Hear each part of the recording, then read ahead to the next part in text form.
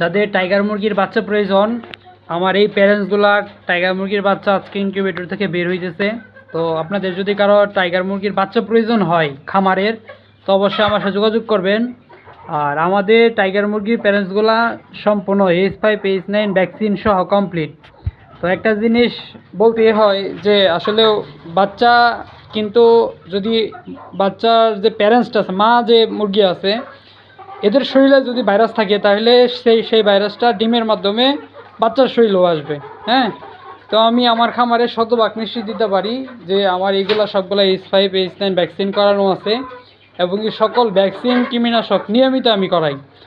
তো কারো যদি পালনের জন্য, প্যারেন্টস করার জন্য যদি কারো বাচ্চা লাগে তাহলে আমার সাথে যোগাযোগ করতে পারেন। আপনারা দেখতে পারেন যে মুরগিগুলার বডি ওয়েট কেমন। হ্যাঁ, তো এদের এই ডিম দিয়ে বাচ্চা বের করা হয়েছে। তো এই যে মুরগটা দেখেন।